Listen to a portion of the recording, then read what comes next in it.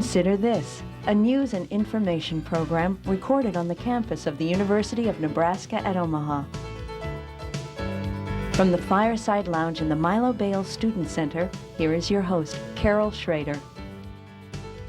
Hello and welcome back to the University of Nebraska at Omaha. It's my privilege to have the Honorable Joseph Battalion here. He is one of 3 U.S. District Court judges in Nebraska, which is part of an issue that we're going to talk about, that there are only 3. I want to thank you for joining us. Oh, you're welcome. I know we don't talk about pending cases, but in the whole judgedom, in the whole federal court system, there are enough issues just in general to talk about, because people are so unfamiliar, I think, in most states with the federal court system and what you actually do, what you don't do, and some of the issues that face the federal judiciary. It's kind of an overlay over the state system, and I don't think a lot of people understand how we overlay the state system and how it's almost a 2-tier system of criminal justice anyway. So. Yeah, in the criminal courts. In fact, one of the issues facing, I think, the federal courts, and correct me if I'm wrong, is that states, hand in hand with their federal partners, the FBI, the U.S. Attorney's Office, have been prosecuting a lot more of the drug-related cases in federal courts because of those very stringent sentencing guidelines and higher sentences.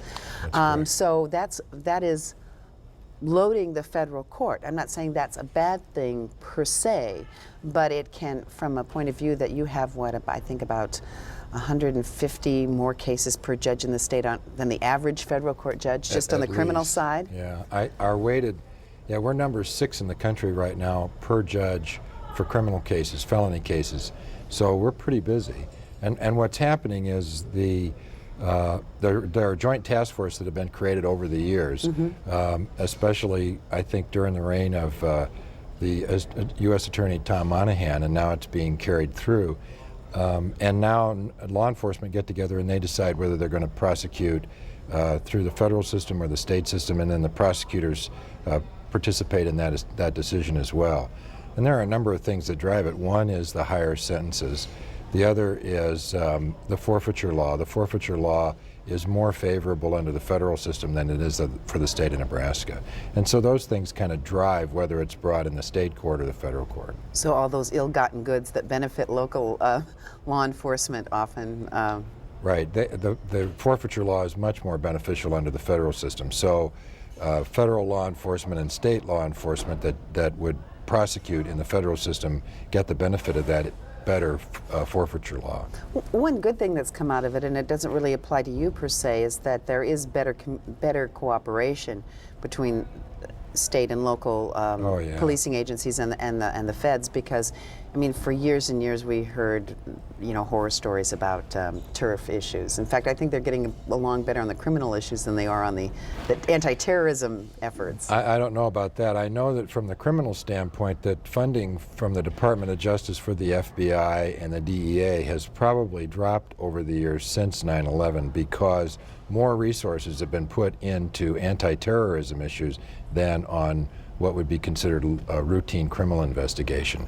And so it's fallen to local law enforcement to do more of the initial investigation and arrest than it has in years past. But there are federal resources in terms of expertise and things that can be used. I think so, and I think there's even some federal funds that are available with it for the Joint Task Force. Right. And the funds I think the funds help finance local law enforcement in those Joint Task Force groups. They certainly do in the state of Nebraska with those little regional Joint Task Force for drug enforcement. Well, so what do? You have civil cases on top of the criminal cases, but there's this old speedy trial kind of provision in the Constitution that requires you to pay heed to them more quickly. Right. You have a constitutional right to a speedy trial in the state system and in the federal system. In the state system, there's a state law that also enacts that. In the federal system, there's a federal law that embodies that. And in the state system, you have to prosecute the case within 6 months. In the federal system, it's closer to 70 days. But every time somebody files a continuance for one reason or another, then it stops the running of that time period. And so our cases last pretty long. I mean, it's amazing. I think that from the time that people are arrested until the time that they're sentenced, sometimes it's as much as a year.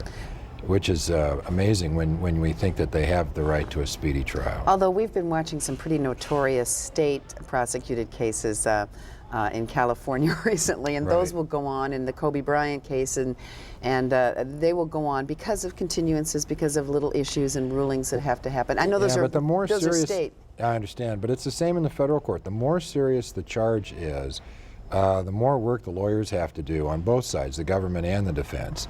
And so when the resources are brought to bear on those kinds of cases, then it takes more time to get the work finished. And consequently, you get continuances more often than you do in a more routine case. There's more at stake in it. Well, there's a lot when I said that, I thought to myself, there's a lot at stake in the drug cases. I think our average drug sentence is around 8 years. And most of the cases that we get in the District of Nebraska, the sentence is at least 10 years. Okay, we're going to get to that sentencing Right. issue in a bit. But anyway, so there are very important Yes. things at stake for the defendant and Right. in a sense for the prosecutors, because they're trying to make a point that they only prosecute cases that they win, and they're trying to affect the drug situation, which we'll talk Right. about too. Yeah. The prosecutors have an ethical obligation to bring cases that they think need to be brought.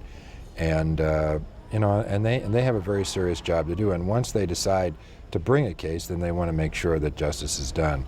And that's what the system's all about. Well, that's how we like it to work. That's what they had in mind.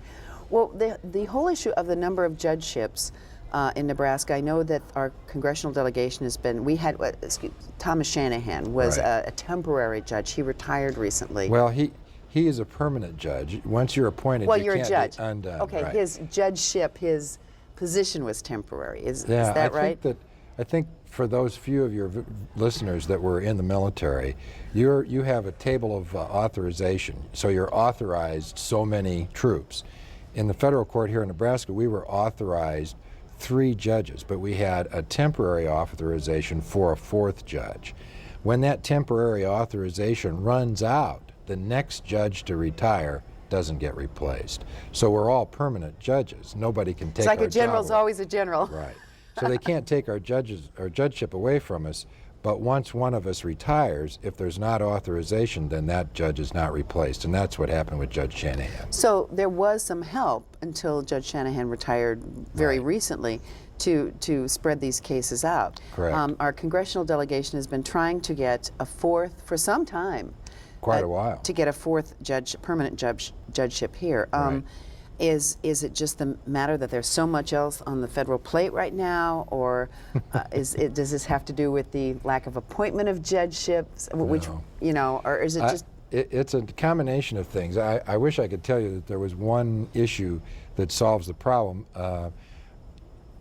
The Congress right now is really bogged down in some tremendous partisan wrangling.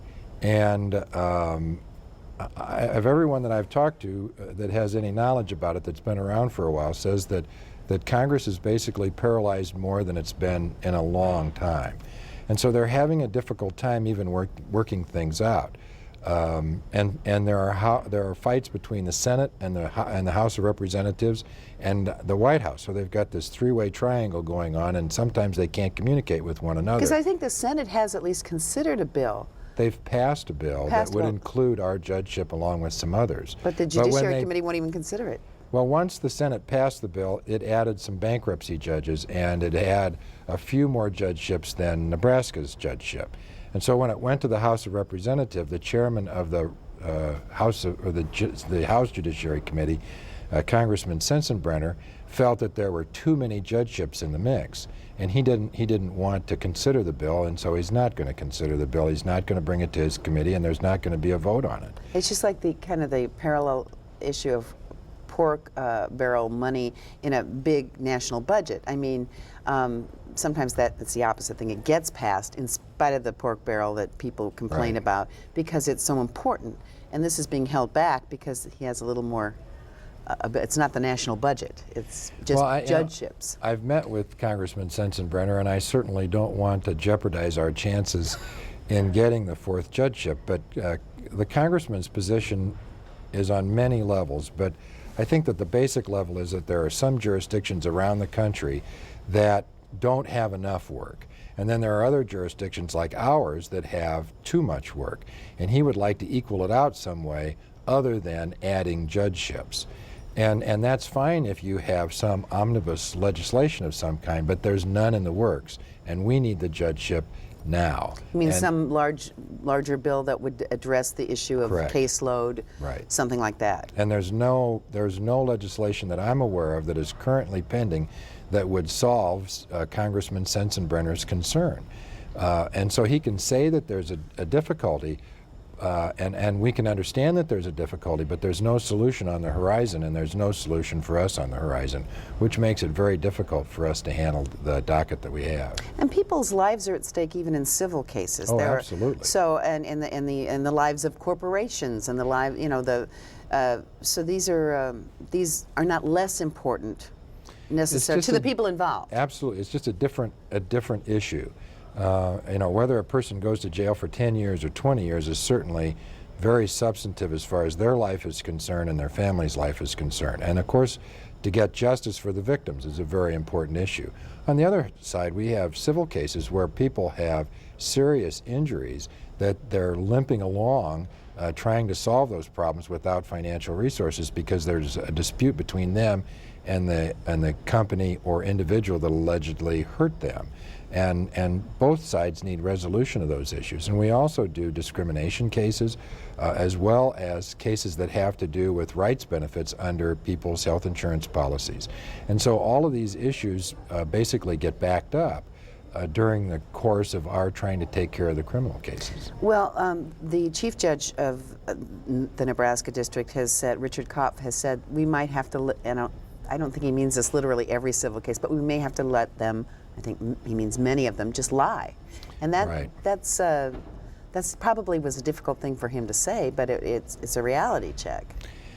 It really is. I mean, I wish that we could say that we could schedule the civil cases that we need to schedule, but we're not having much luck doing that. I schedule on average 6 to 8 criminal cases a week and at least 2 civil trials a week. Those are major. I mean, they might be short. Some of them could be, but Most of them last anywhere from 2 or 3 days to a week or 2. And if any one of them decides to go to trial, that basically controls the calendar for that week. And if 2 want to go to trial, then we have trouble. And if 2 criminal cases both have problems as far as speedy trial is concerned, then we really have a crisis, and we have to go looking for a judge that doesn't happen to be busy that day. and all the permutations and combinations Right. of how quickly or how long these things. So when Correct. the scheduling must be It's a fun. nightmare. It's fun. You don't. You have people that help you do that, right? Yes, we have very So that they very tear their compli- hair out. They come to me when it's crisis time, and that's happening more and more as time has gone on. You were appointed by President Clinton, Correct. and during Clinton's time in office, there was a lot of Republican angst over the Democrats blocking Correct. judgeships. Now we have Republicans are pretty uptight about, I think about 24 controversial, give or take, a couple of dozen controversial appointments. You know, it's not quite like the Middle East, but you just wonder how long the blaming, you know, they did it to us before, and so we're going to do it to them. I mean, what's Well, paint the future of this? I don't know what the future is, but it's certainly escalated over the years. I think when Judge Bork was nominated to the Supreme Court, that basically kicked off the fight. And before his time, district court judges were nominated and confirmed on a fairly routine basis, and there was only a rare exception when a district court judge would be contested. And the same went for circuit court judges. Supreme Court judges, on the other hand, were always an issue. But generally speaking, they were confirmed. And then when Judge Bork came along, it kind of raised the ante. And then the next one comes along, raised the ante a little bit more. During the Clinton administration, it was pretty difficult. I was pending nomination for nearly 2 years. That's because you're one of those pesky Democrats. Well, the Democrats had control for a while, and the Republicans had control for a while, but any one senator can basically block a judge's nomination. So it kind of elongated a lot of a lot of judges' nominations, and of course my nomination came right before an election year, and that usually slows things up as well. But right now the Republicans are controlling the Senate, and as I understand it, if you're nominated to be a district court judge, you really don't have any difficulty in getting confirmed.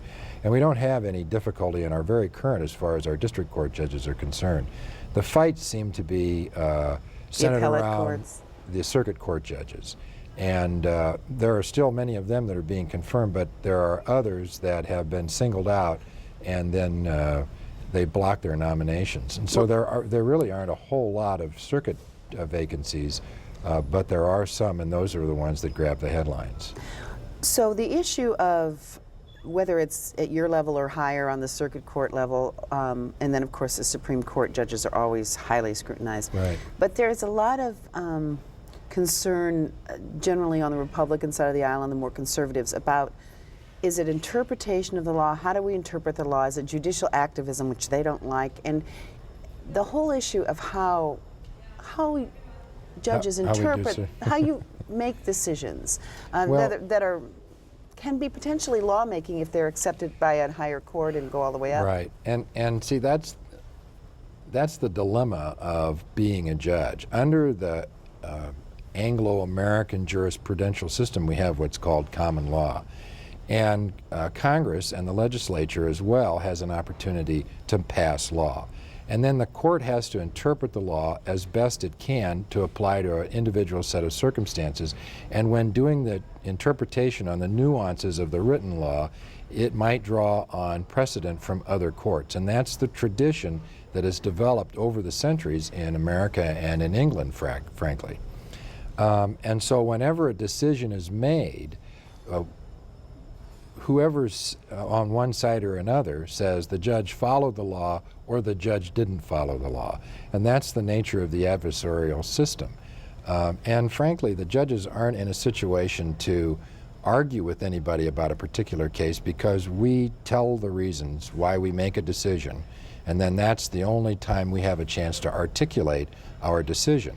And we don't have a political lobbying wing, so it's easy for either political party to take potshots at judge, knowing full well that nobody's going to retaliate against You can't really publicly... We can't do anything except write the opinion and hope people read the opinion in the context of the opinion.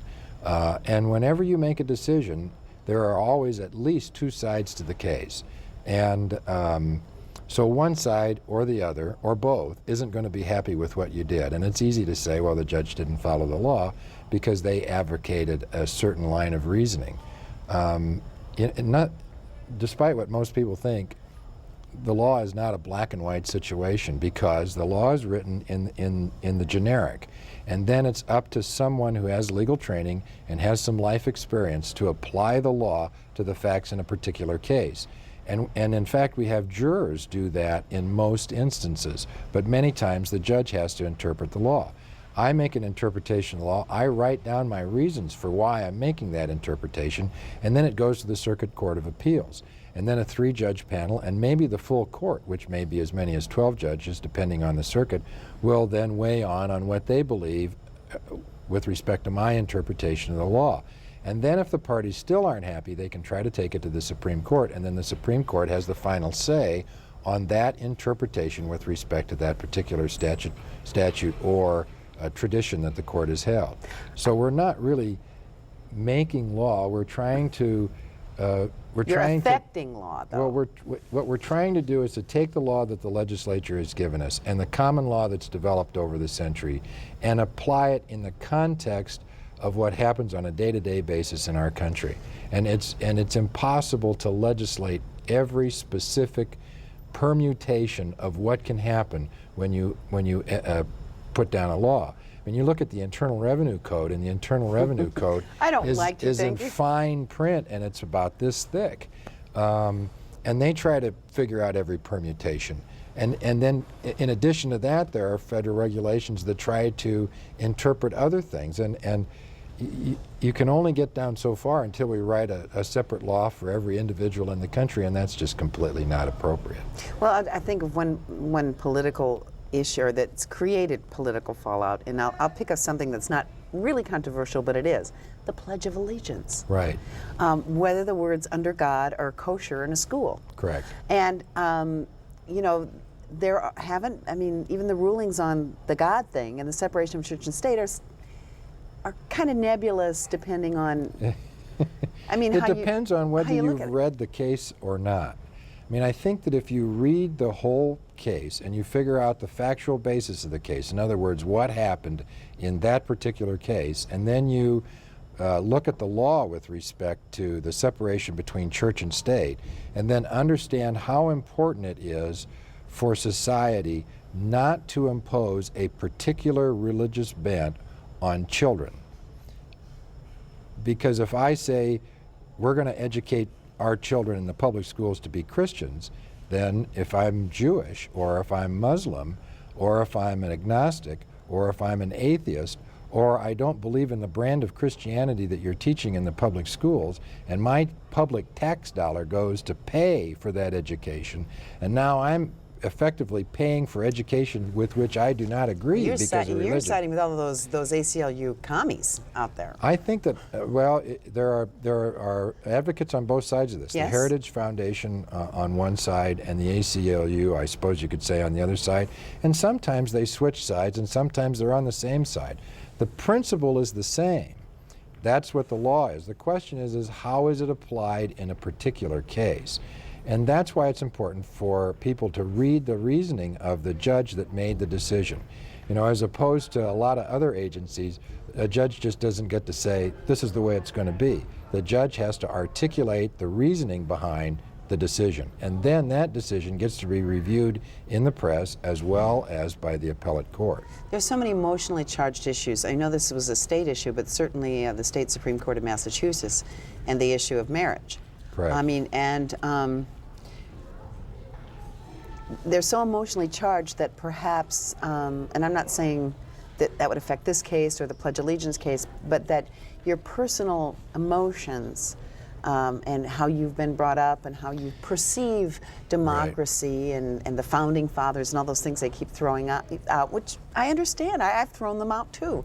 I mean, not throw them out, but thrown that phrase out, Right. what our founding fathers had in mind. That, but some of these are very emotionally charged cases. I think there's no question about that. And our society is in a certain amount of upheaval because we have more various points of view to deal with than we've probably ever had. I mean, America is more of a melting pot today than it was 100 years ago. And we call ourselves the melting pot of the world. And so it's important for us to respect each other. And it becomes more and more difficult to do that. Change is hard, and we're in the midst of change. I don't know how to say it any other way. Right, and the issue to many is it just the evolution of the melting pot, or is it a meltdown? I mean, that's what many people Right. are worried about happening. They're certainly worried about the laws, but they're also they're very worried about how they're interpreted. Yeah. Well, I think that when the Constitution was written, there were three branches of government. And the judicial branch of government was supposed to basically provide a rudder for our government so that it wasn't absolutely controlled by how people felt at any particular time, that there's some consistency in the way we do business. And I think that the court does that. The problem is that sometimes the court gets out in front of what the legislature wants to do, and the court does that by interpreting past law and taking it to its next logical step. And whenever the court does that, it draws upon the well of its credibility with the public. And it seems to me that there are a number of people that are very upset about that and are concerned about the credibility of the courts. But I can assure you that at least in the federal court and in the state courts in which I've practiced, and that's primarily in Nebraska and Iowa, that the judges take their responsibility very seriously, and that they should do the best that they possibly can to follow the law as they understand the law, and to articulate the reasons that they make their decisions, and then put that into the cauldron of public opinion as well as the cauldron of further legal review. And that's really what we're called on to do, and to do it the best we can. Yeah, but you know, the Congress doesn't trust you. Let's take sentencing guidelines. You Right. know, they don't trust their federal judges, Congress, to Right. make, and particularly the pesky one has been, that at least has gotten the most publicity, is the drug sentences. Right. Yeah, and that's a very difficult issue. I can tell you that most federal judges have problems with the sentencing guidelines. Not just, it's not a political thing, like It's not right, a political left? thing. Absolutely not. In fact, the judge that Congressman Sensenbrenner is most upset with, Judge Rosenbaum from Minneapolis, was a Reagan appointee and a former U.S. attorney. And Congressman Sensenbrenner doesn't believe that Judge Rosenbaum appropriately enforces the federal sentencing guidelines and the statutory minimums that have been required by In other Congress. words, he got reported to Congress. Well, because I think it's- you're reported if you like veer from these guidelines. You can be under the new law, but that's not how Judge Rosenbaum got into the spotlight, and that's a whole different That's a whole story. situation. The other thing about the sentencing guidelines, like I said, one of the most spotlighted areas is drug Correct. sentencing, and our federal prisons, like our state prisons, are just mushrooming, both the physical Right. facilities and the number of prisoners.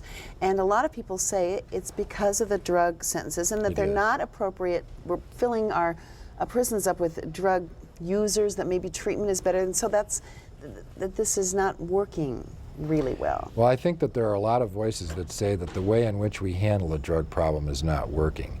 But as far as the jail system is concerned, there are over 2 million people at any given time in jail in this country. We have the highest percentage of people in jail of most of the European nations. And about 55% of them in the federal system are nonviolent drug offenders, and about 60%, or a little bit more than that, are nonviolent drug offenders in the system as a whole.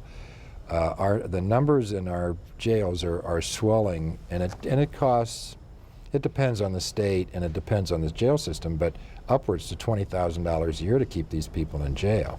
And so it's a huge drain on our society, and it's a question of resource allocation. How are we going to handle the drug problem? What's the best way to handle the drug problem? Well, we're out of time, but that's an issue that's going to get worse before Right. it gets better, right? I think that's true. Well, come back sometime. I really thank you. We don't get welcome. to talk to our federal judges very often. The Honorable Joseph Battalion, thank you for joining us, and thank you for joining us on Consider This.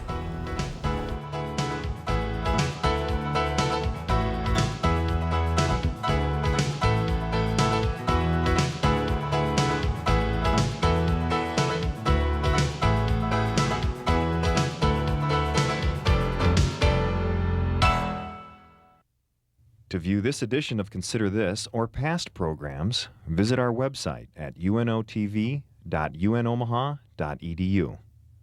For comments or questions, call 402-554-2516 during regular business hours. Consider This is a production of UNO Television.